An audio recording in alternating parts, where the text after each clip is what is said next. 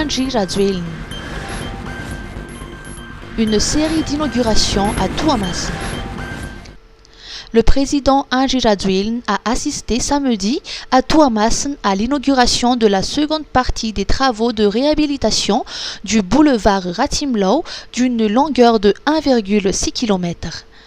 Le chef de l'État en a confié pour une mission précise au ministre des Travaux publics Richard Théodore Raffidson, celle de s'assurer que la route nationale numéro 2 soit réhabilitée et que la circulation y soit encore plus fluide. Le chef de l'État a rappelé que la réhabilitation de cette RN est une principale raison qui l'a poussé à nommer l'ancien gouverneur de Lantnanan au poste de ministre des Travaux publics. Des progrès ont déjà été réalisés permettant de réduire le temps de trajet entre Tuamasin et la capitale de 12 à 8 heures. Le président Radzuiln a annoncé que l'objectif était de ramener ce délai de 6 heures à terme. Dans ce cadre de l'amélioration des infrastructures routières de la région, l'État a alloué un budget de 20 milliards d'ariars pour la réhabilitation des routes endommagées à Tuamasin. Les travaux débuteront à partir de la rue Plaque Relax reliant Tuamasin 1 à Tuamasin suburbaine. La visite du président s'est conclue par l'inauguration d'un gymnase couvert d'une capacité de 6500 places. À cette occasion, Angie Radzuiln a souligné l'importance de doter la population de Tuamasin d'infrastructures modernes et conformes aux normes internationales. Il a aussi réaffirmé sa confiance et sa proximité avec les habitants de la région, en particulier à l'approche des élections.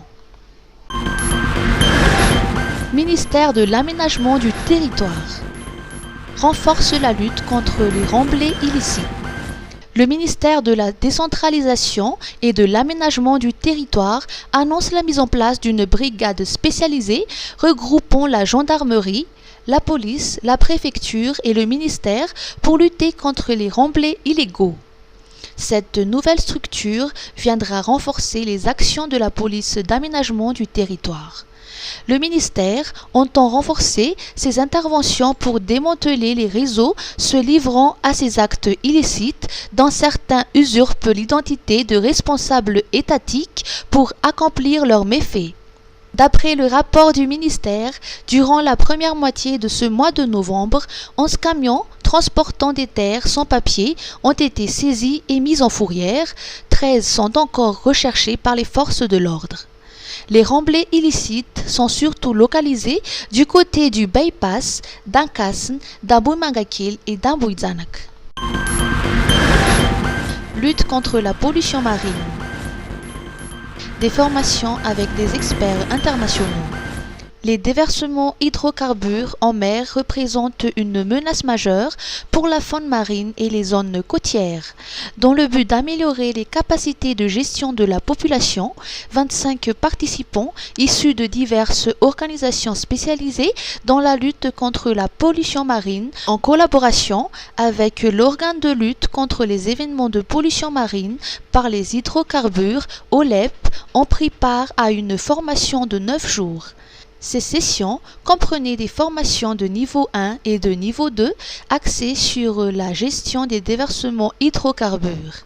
Développée par l'Organisation maritime internationale OMI et dispensée par l'Oil Spill Response Ltd OSRL, ces formations ont été soutenues par le Comité mixte pour la conservation de la nature JNCC et financées par le Fonds Blue Planet du gouvernement britannique dans le cadre du programme de partenariat océanique OCPP.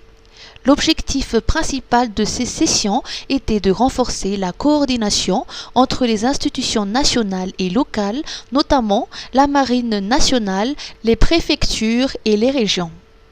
Les formations se sont déroulées à l'hôtel de la Poste à Diego Suarez du 6 au 8 novembre 2024 pour le niveau 1 et du 11 au 14 novembre pour le niveau 2. Elle visait à améliorer les compétences techniques du personnel de l'OLEP et les autres participants en leur offrant des outils pratiques et des connaissances approfondies pour faire face efficacement aux incidents de pollution marine. Cette initiative s'inscrit dans un effort plus large pour protéger les écosystèmes marins de Madagascar et réduire les impacts environnementaux et socio-économiques des déversements hydrocarbures.